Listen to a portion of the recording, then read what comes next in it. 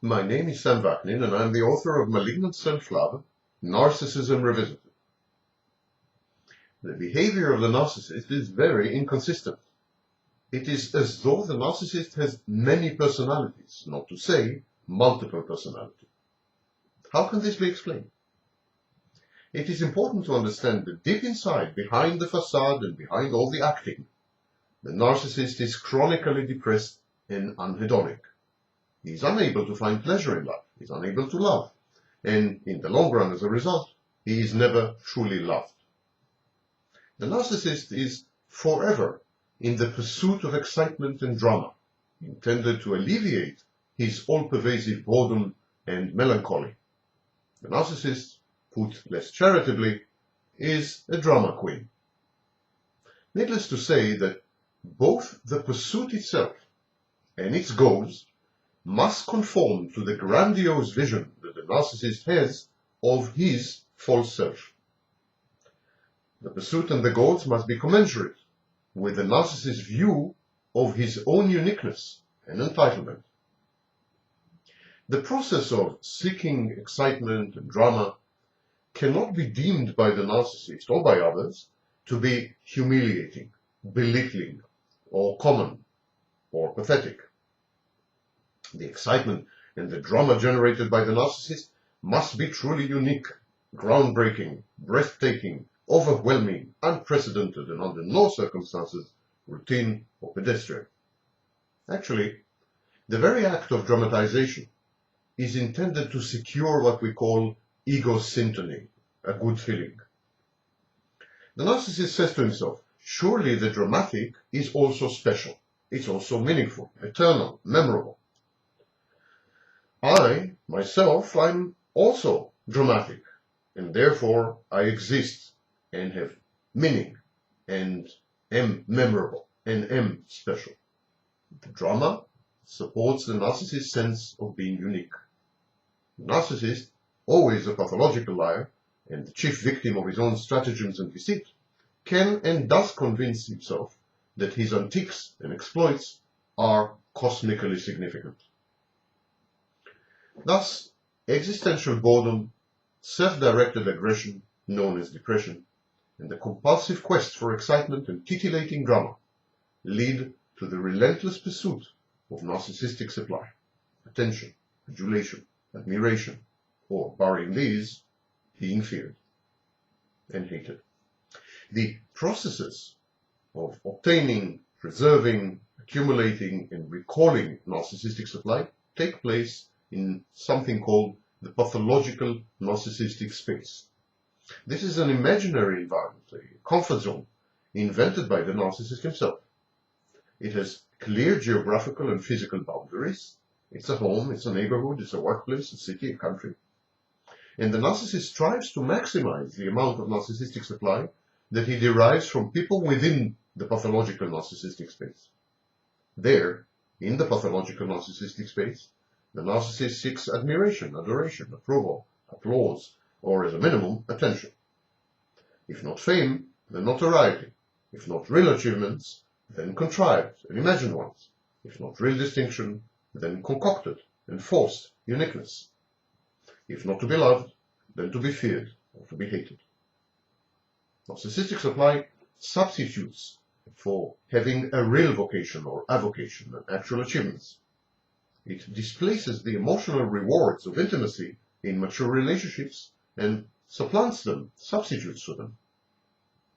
The narcissist is ruefully aware of this substitutive nature of narcissistic supply, of his own inability to have a go at the real thing. His permanent existence is in fantasyland, intended to shield him from his self-destructive urges. And paradoxically, this very feigned and fake existence only enhances his self-defeating and self-destructive behavior. This state of things makes the narcissist feel sad, depressed, enraged at his own helplessness in the face of his disorder, and furious at the discrepancy between his delusions of grandeur and reality, what I call the grandiosity gap.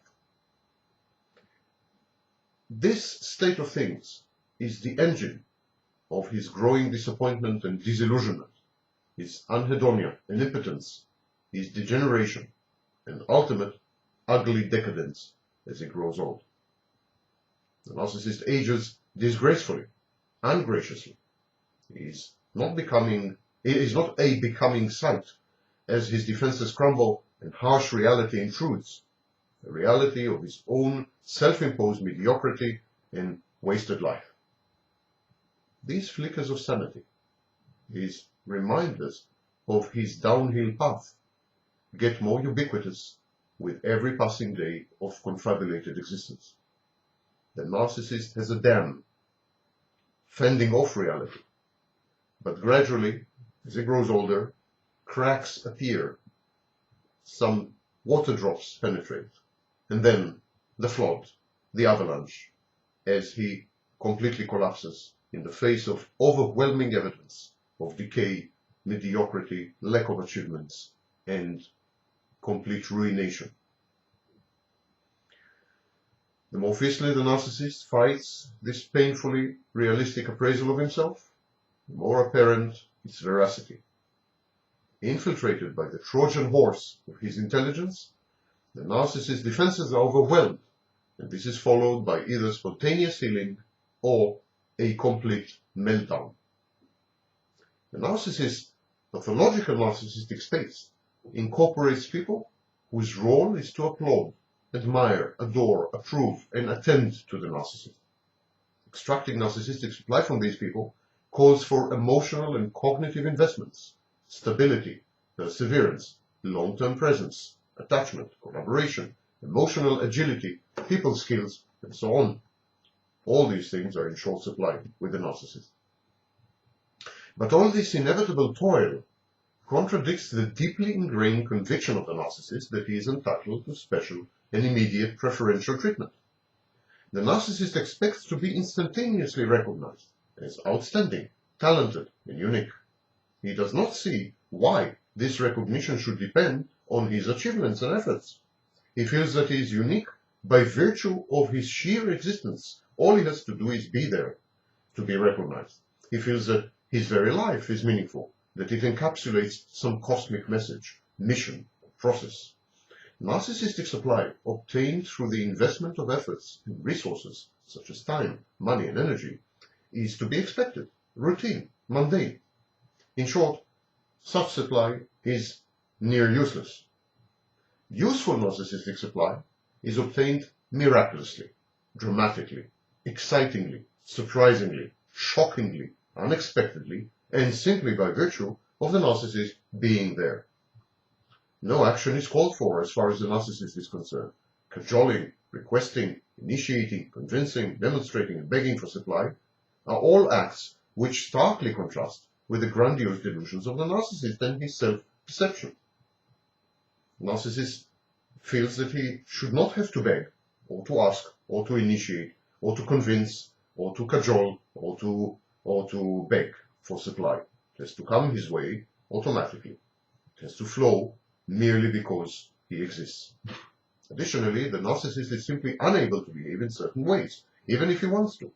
He cannot get attached. He cannot be intimate, persevere, be stable, predictable, or reliable, because such conduct contradicts his emotional involvement prevention mechanisms or measures. This is a group of destabilizing behaviors intended to forestall future emotional pain inflicted on the narcissist when he is inevitably abandoned or when he fails. If the narcissist does not get attached, he cannot be hurt. He will not endure pain. If he is not intimate, he cannot be emotionally blackmailed, and he will not go through the pangs and pines of abandonment. If he does not persevere, he has nothing to lose. If he does not stay put, he cannot be expelled. If he rejects or abandons, he cannot be rejected or abandoned. Better to be active than passive. The narcissist anticipates the inevitable schisms and emotional abysses in a life fraught with gross dishonesty. And so, the narcissist shoots first. Indeed, it is only when the narcissist is physically mobile and besieged by problems that the narcissist has a respite from his maddeningly nagging addiction to narcissistic supply. And this is the basic conflict of the narcissist. The two mechanisms underlying his distorted personality are completely incompatible. One mechanism calls for the establishment of a pathological narcissistic space and for the continuous gratification that is entailed in such a space by extracting narcissistic supply regularly, predictably, reliably. And the other mechanism urges the narcissist not to embark on any long-term project, to move continuously, to disconnect, to dissociate, to abandon. Only other people can provide the narcissist with his badly needed doses of narcissistic supply. But the narcissist is loath to communicate and to associate with these people in an emotionally meaningful way. The narcissist lacks the basic skills required in order to obtain his drug. The very people who are supposed to sustain his grandiose fantasies through their adoration and attention mostly find the narcissist repulsive, eccentric, weird, dangerous. They prefer not to interact with him. And this predicament can be aptly called the narcissistic condition.